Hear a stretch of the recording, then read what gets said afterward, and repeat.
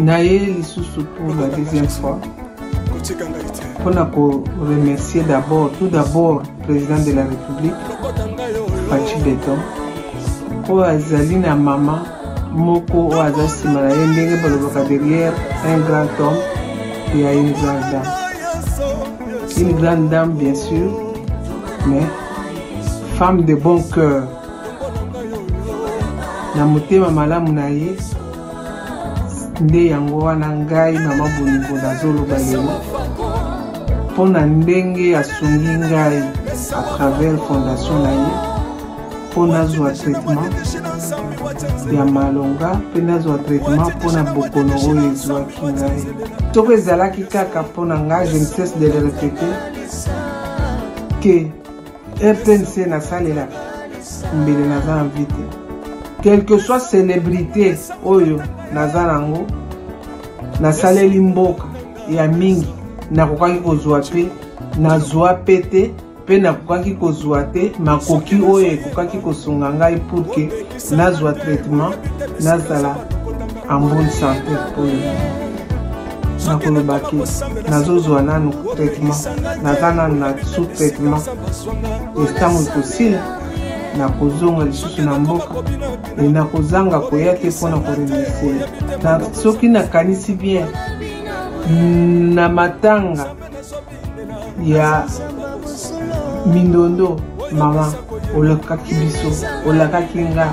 oyebisi mama alinga na ngai tozalaki biso mibale oyebisi biso ke nakosunga bino namoni motema monene na yo ya kosunga parceke ozokontinue na kosunga olobaki yango mpe osaleli yango wana lelo oyo ngai nazobimisa maloba na ngai devant video oyo mpona loba azalaki modele na ngai azalaki idéal na ngai c'était mon tour parce que déjà le fait que azalaki kobokola biso abokoli biso ye azalaki papa na mama moko lelo oyo soki na koloba témoignage ezebele amiti oyo tozali na émotion makasi ndenge tokoti okasango kaka sikoyo bite na okokoloba te émotion yango eza ya tristesse ya douleur nano ata nsima mikolo eza ebele donc lelo na okoloba te basouvenir eza ebele batémoignage eza ebele mais na sikoyo eza na miki Naye lisusu pour la deuxième fois. On a remercier tout d'abord le président de la République, Fatou Beton, pour azali na maman moko o azasi maraye ndenge balobaka derrière un grand homme il y a une grande dame. Une grande dame bien sûr, mais femme de bon cœur. Na motema malamu na ye nde yango wana ngai mama bolingo nazoloba lelo mpona ndenge asungi ngai à travers fondation na ye mpo nazwa traitement ya malonga mpe nazwa traitement mpona bokono oyo ezwaki ngai soko ezalaki kaka mpona ngai je ne cesse de le répéter ke RTNC nasalela mbele naza na vie te quelle que soit célébrité oyo naza nango nasaleli mboka ya mingi nakokaki kozwa pe nazwa pe te mpe nakokaki kozwa te makoki oyo ekokaki kosunga ngai pour ke nazwa traitement nazala en bonne santé oyo nakolobaki nazozwa nanu traitement naza nanu na sous traitement estango ekosila nakozonga lisusu na mboka nakozanga koya te mpona koremercier na soki nakanisi bien na matanga ya mindondo mama olakaki biso olakaki nga oyebisi mama alinga na ngai tozalaki biso mibale oyebisi biso ke nakosunga bino namoni motema monene na yo ya kosunga parceke ozokontinue na kosunga olobaki yango mpe osaleli yango wana lelo oyo ngai nazobimisa maloba na ngai devant video oyo mpona loba azalaki modele na ngai azalaki idéal na ngai. C'était mon tour. Parce que déjà le fait que azalaki kobokola biso abokoli biso ye azalaki papa na mama moko. Lelo oyo soki na koloba témoignage ezebele na miniti oyo toza na émotion makasi ndenge tozokokasambo kaka sikoyo bite na kokoloba te émotion yango eza ya tristesse ya douleur nano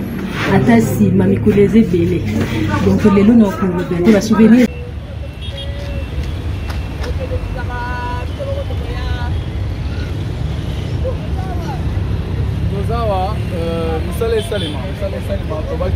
Pas de distraction, distraction surtout, il y a tout ça à la tête. Tout ça, la promotion, tout ça, dans le mois de mars déjà, le 13 mars, Jerry Cobetos sort bien le 13 mars, Jerry Cobetos, tout ça, on a déjà. Alors, c'est ça déjà. Oh, là, ça dit plein d'émissions, on a dit qu'il y a eu soit monté chaud, il y a rien à oublier.